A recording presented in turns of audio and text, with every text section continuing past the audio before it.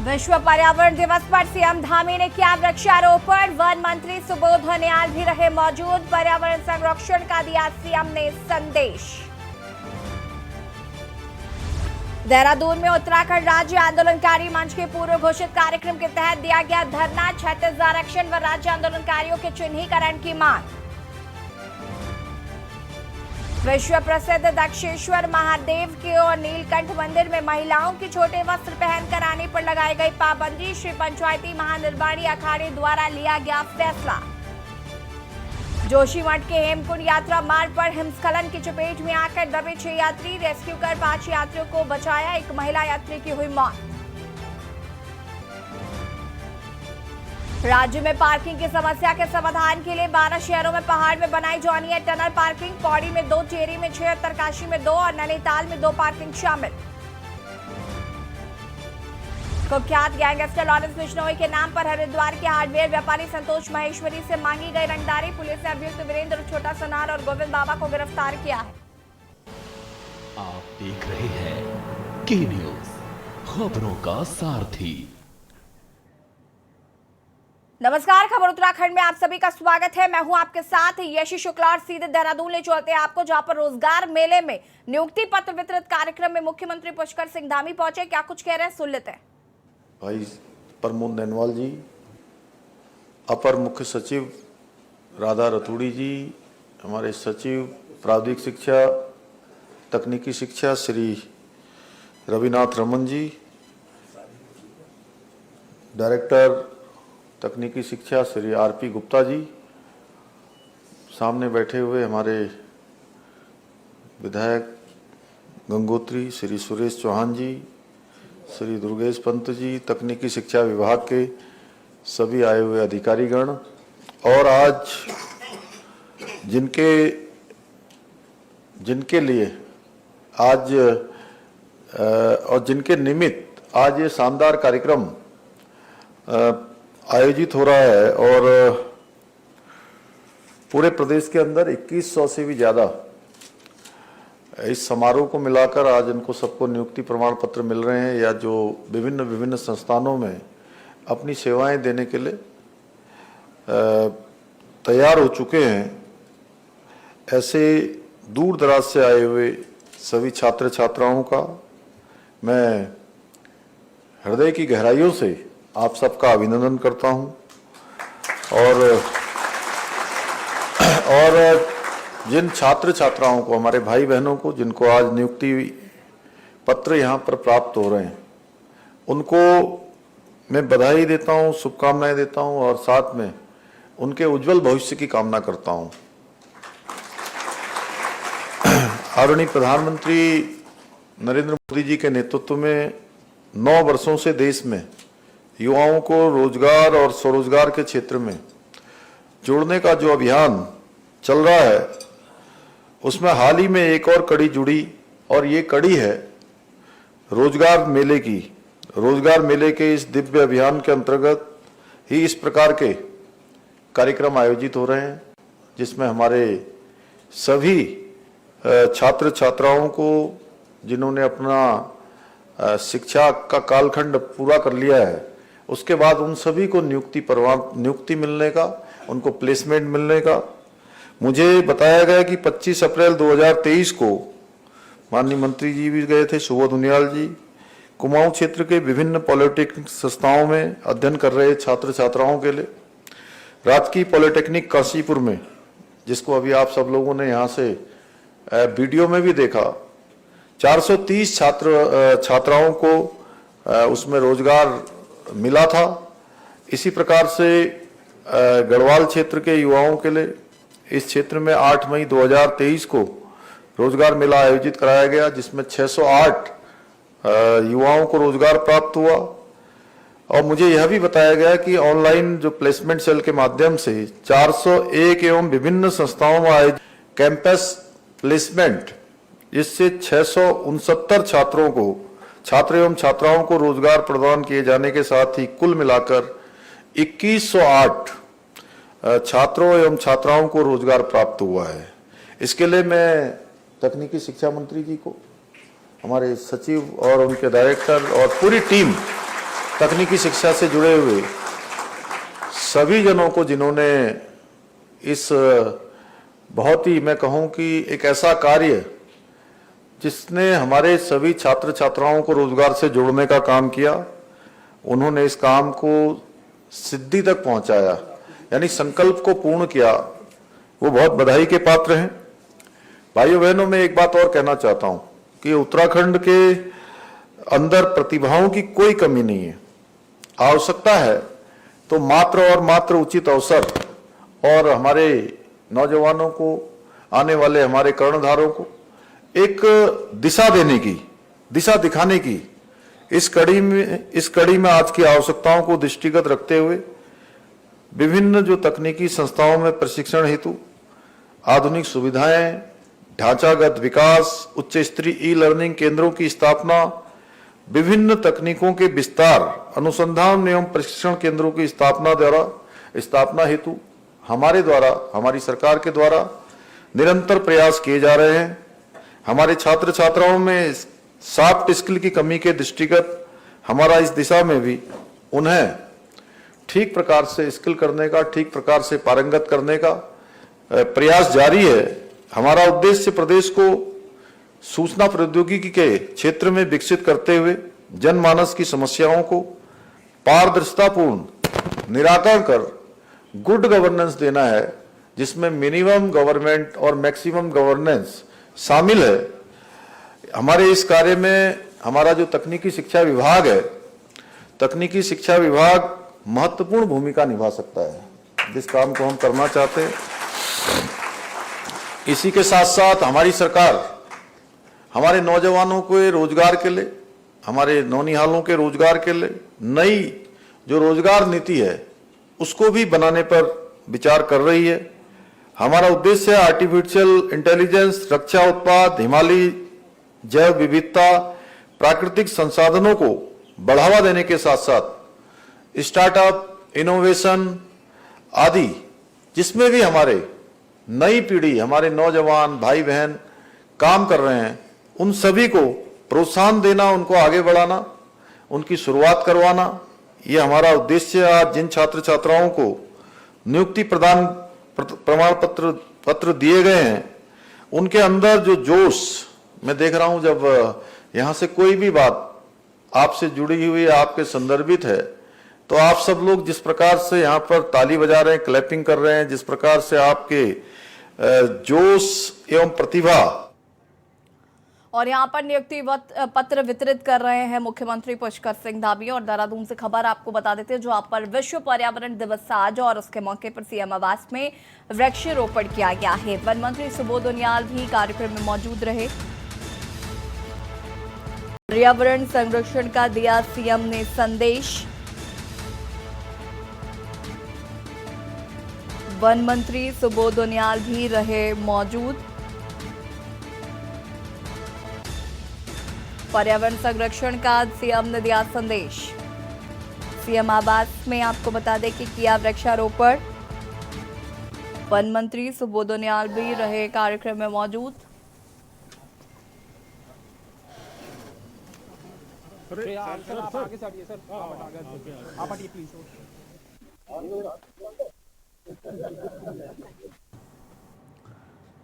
जोशीमठ से खबर है, जहां पर हेमकुंड यात्रा मार्ग पर रविवार शाम को हिमस्खलन की चपेट में आकर 6 यात्री बर्फ में दब गए। रेस्क्यू कर 5 यात्रियों को बचा लिया गया है, जबकि एक महिला यात्री लापता है। हादसा गुरुद्वारा हेमकुंड साहिब से 1 किलोमीटर अचलाकोटी के निकट हुआ। हिमस्खलन की चपेट में आए यात्री दर्शन कर लौट रहे थे। मिली जानकारी के मुताबिक हिमस्खलन में ग्लेशियर का काफी बड़ा हिस्सा टूटकर नीचे रास्ते पर आ गया। पुलिस और एसडीआरएफ ने हेमकुंड साहिब के सेवादारों की मदद से रेस्क्यू कर 5 लोगों को बचाया। देर रात तक लापता महिला की तलाश जारी थी। खोजबीन में एनडीआरएफ और आईटीबीपी के ट्रेन रेस्क्यू दल की भी मदद ली गई। वहीं गुरुद्वारा गोविंद घाट के प्रबंधक सेवा सिंह ने बताया कि हेमकुंड साहिब से यात्रियों को दोपहर 1:30 बजे के बाद घांघरिया भेजना शुरू कर दिया गया था। अमृतसर के 10 यात्रियों का दल आखिरी में लौटा। दल के 6 यात्री हिमस्खलन की चपेट में आ गए। कड़ी मशक्कत के बाद 3 महिलाएं और 2 पुरुष यात्रियों को बचाया गया।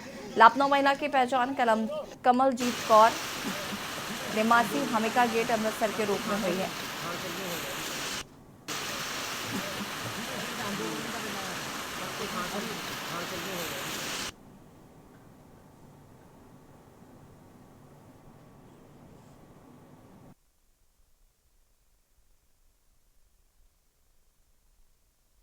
से देखते हैं ना, ऊपर से देखते हुए आओ। देहरादून स्थित टपकेश्वर मंदिर में अमर्यादित कपड़ों में प्रवेश करने पर रोक लगाई गई है। मंदिर परिसर में बोर्ड लगाकर लोगों से अमर्यादित कपड़ों में आने की अपील की गई है। पंचायती अखाड़ा महानिर्वाणी के सचिव श्री महंत रविंद्रपुरी महाराज के आदेशानुसार टपकेश्वर मंदिर में भी अमर्यादित कपड़ों में न आने को लेकर बैनर लगा दिया गया है। आदेश के अनुसार मंदिर में यदि कोई भी महिला या युवा उचित परिधान में नहीं होंगे तो उन्हें मंदिर में प्रवेश नहीं मिलेगा। साथ ही लोगों से सहयोग की अपील की है। प्रतिबंधित कपड़ों में छोटे कपड़े, mini skirt, Bermuda, night suit, निकर, कटी फटी जींस जैसे कपड़े शामिल हैं।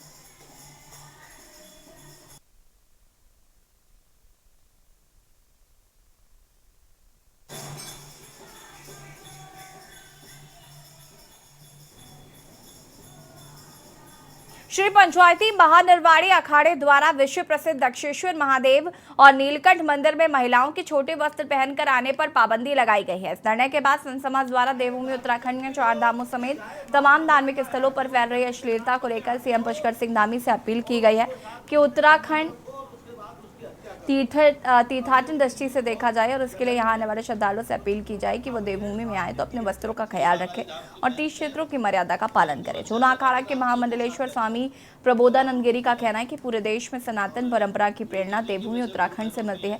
जो श्रद्धालु पर्यटन के लिए देवभूमि आते हैं उसमें अगर महिला छोटे वस्त्र पहनकर आती है तो वहीं रोक देना चाहिए।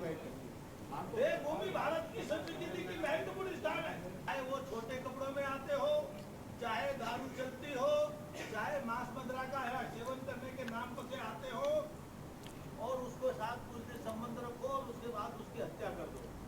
अभी अभी दिल्ली में बहुत जघन्य दुर्घटना हुई है, साथी की हत्या। श्री बालाजी धाम की महंत है और हिंदू रक्षा।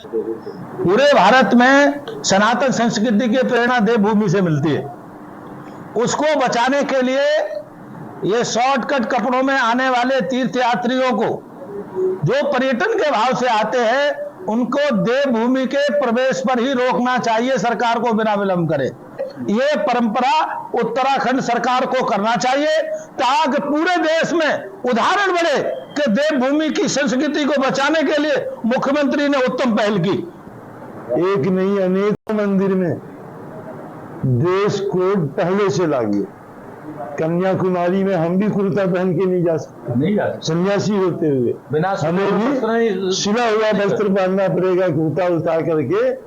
तो ये कोई असंभव नहीं है, इसको हम बहुत सहजता से लागू कर सकते हैं, बशर्ते केवल ध्यान देने की जरूरत कि जो भी हमारे धर्म के विरुद्ध ड्रेस कोड में मंदिर में प्रवेश कर रहा उसमें केवल उत्तराखंड ही नहीं पूरे भारतवर्ष में रोक लगना चाहिए। इस तरह का तो रोक तो लगनी ही चाहिए, कपड़े प्रॉपर पहनने चाहिए और महिलाओं की मर्यादाएं भी हैं।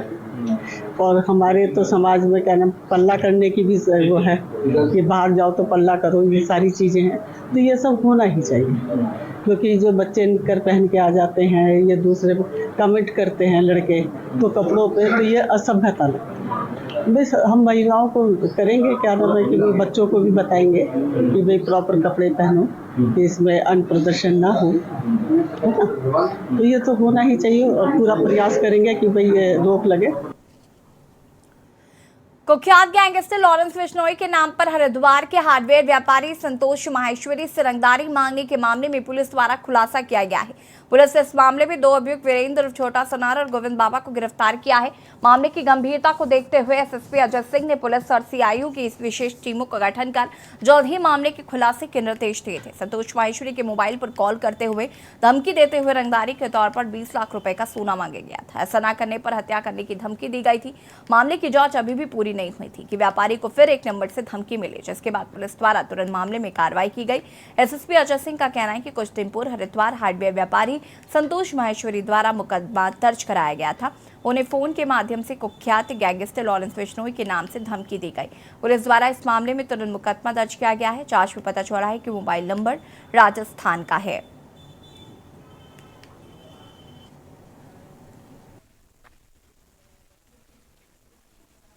पर इन्होंने सूचना पुलिस को दी थी। पुलिस द्वारा इसमें एक्सटॉर्शन का मुकदमा दर्ज किया गया था। साथ ही साथ जब इन्वेस्टिगेशन चल रही थी, पता चला ये मोबाइल जो नंबर जिसे फ़ोन किया गया था वो राजस्थान क्षेत्र में किसी व्यक्ति का था। पुलिस टीम जो राजस्थान पहुंच के वेरीफाई करती तो पता चलता उनका मोबाइल जो है कुछ दिनों पूर्व ही खो गया था और इसकी सूचना इन्होंने वापस आने के बाद दी थी। तो इसके बाद पता चला कि मोबाइल खोने के कारण किसी के द्वारा दुरुपयोग किया गया। साथ ही साथ इसी मोबाइल नंबर से जो व्यक्ति का खोया था राजस्थान से, इससे रायवाला के 2 अन्य व्यापारियों को भी धमकी भरी कॉल गई थी, जिसमें रायवाला देहरादून में भी 2 मुकदमे एक्सटॉर्शन के दर्ज किए गए थे। 2 तारीख को फिर से व्यापारी के पास कॉल आती है, उनके द्वारा अन्य नंबर से कॉल की जाती है और इस बार डिमांड करने के बाद जगह बताई जाती है कि और नहीं तो परिवार को जान से मारने की धमकी दी जाती है। खबर देहरादून से, जहां प्रदेश में 11 जून को होने वाली वन दरोगा भर्ती परीक्षा के प्रवेश पत्र आज जारी किए जाएंगे। इस परीक्षा में 51,000 से अधिक युवाओं के शामिल होने की संभावना है। आपको बता दें कि नकल के आरोप के चलते पूर्व में रद्द हुई वन दरोगा भर्ती परीक्षा को फिर से कराने के लिए उत्तराखंड अधीनस्थ सेवा चयन आयोग ने तैयारियां पूरी कर ली हैं। आयोग के मुताबिक ये परीक्षा 11 जून को 11 बजे से 1 बजे के बीच होगी। इसके लिए 8 जिलों में 139 केंद्र बनाए गए हैं। आयोग ने आवेदकों को परीक्षा के लिए 10:30 बजे से पहले केंद्र में प्रवेश लेने को कहा है।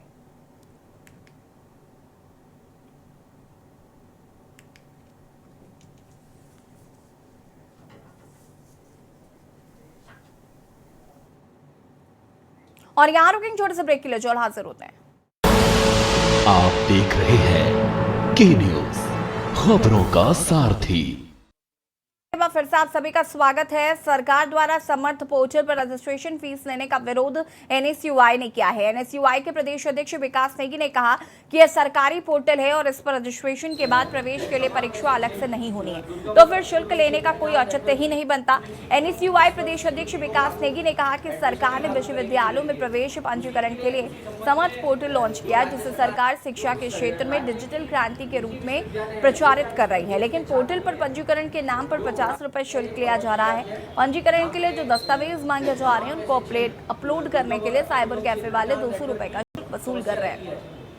पिछले वर्ष भी केंद्र सरकार यूजीसी ये पर्वतीय राज्य है, जहाँ पे तमाम ऐसे क्षेत्र दुर्गम और अति दुर्गम क्षेत्र है जहाँ नेटवर्क की यूजीसी की हम इस वर्ष सिक्योरिटी को जो समर्थ पोर्टल सरकार ने लॉन्च कराया है, इसमें कोई मुझे ऐसा कोई उद्देश्य तो नहीं दिख रहा चाहिए जिससे कि छात्र को सुविधा हो। इसमें छात्र उलझ के रह जाएगा। छात्र से 50 रुपए की अवैध वसूली की जा रही है।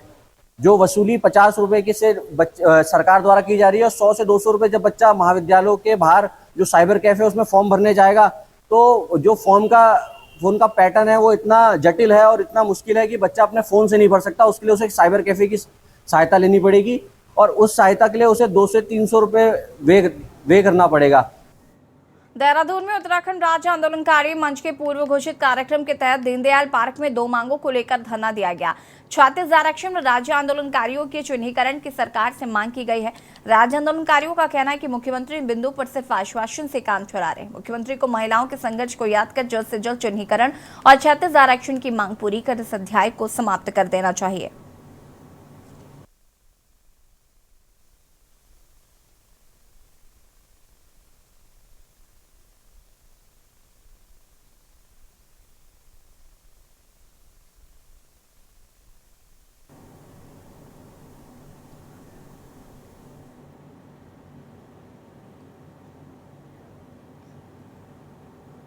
हमेशा की तरह इस वर्ष भी 5 जून को पूरे विश्व में पर्यावरण दिवस मनाया जा रहा है, जिसका उद्देश्य पर्यावरण के प्रति लोगों को जागरूक करना है। और इसी कड़ी में कालाडूंगी के जिम कॉर्बेट संग्रहालय में कॉर्बेट ग्राम समिति कालाडूंगी व कॉर्बेट टाइगर रिजर्व रामनगर के तत्वाधान में कई तरह के कार्यक्रमों का आयोजन किया गया है। इसके अंतर्गत नेचर क्लब के बच्चों द्वारा पर्यावरण के प्रति जन जागरूकता रैली भी निकाली गई है। इसी कड़ी में प्रधानमंत्री मोदी के पर्यावरण के प्रति मिशन लाइफ प्रोग्राम को भी बच्चों को दिखाया गया है।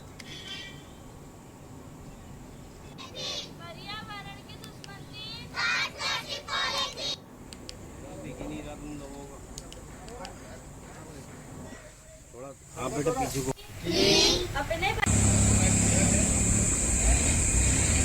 ऑनलाइन भी दिखा दूंगा और यहाँ पर डिलीवर भी है। पर्यावरण के दुश्मन 3, पर्यावरण के दुश्मन 3।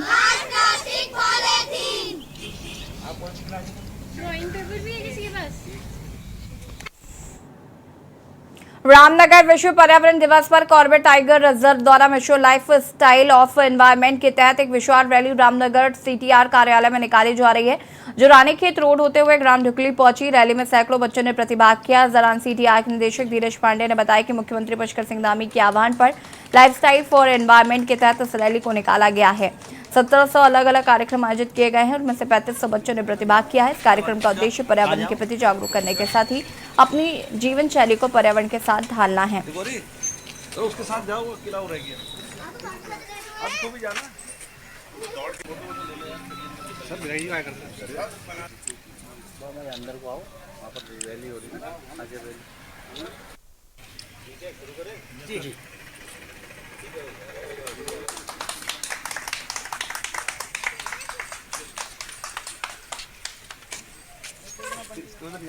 जब आगे पूजा कहाँ जाओ पर्यावरण दिवस के अवसर पर जो मेरी लाइफस्टाइल फॉर एनवायरनमेंट जो कार्यक्रम पिछले कई दिनों से चल रहा है, उसके अवसर पर ये साइकिल रैली निकाली गई है। मेरी लाइफ जो कार्यक्रम है, इसके अंतर्गत कॉर्बेट टाइगर रिजर्व में लगभग 1750 कार्यक्रम अलग अलग जगहों पर आयोजित किए गए, जिसमें लगभग 38 स्कूल के बच्चे भी सम्मिलित हुए। लगभग 3500 से ज़्यादा बच्चों ने इसमें प्रतिभाग किया है। इसके अतिरिक्त लगभग 45,000 से ज़्यादा स्थानीय लोगों ने और जो टूरिस्ट कॉर्बेट टाइगर रिजर्व में आते हैं, उन लोगों के द्वारा भी इस कार्यक्रम में प्रतिभाग किया गया है। इसमें हमारा उद्देश्य यही था कि जो सस्टेनेबिलिटी की तरफ हम लोग अपनी लाइफस्टाइल को ले जाएं, ये एक मैसेज कन्वे करना था। माननीय प्रधानमंत्री जी के आदेशानुसार, उनके निर्देशानुसार और उनके विजन को ध्यान में रखते हुए इस कार्यक्रम को कॉर्बेट टाइगर रिजर्व में बहुत बृहद स्केल पर आयोजित किया गया है, जिसमें माइंडलेस कंजम्पशन को कम करते हुए माइंडफुल यूटिलाइजेशन की तरफ आगे बढ़ने का प्रयास हम लोग सब लोग मिलकर करें। बुलेटिन में फिलहाल इतना ही। देखते रहिए के न्यूज़ एरिया। नमस्कार।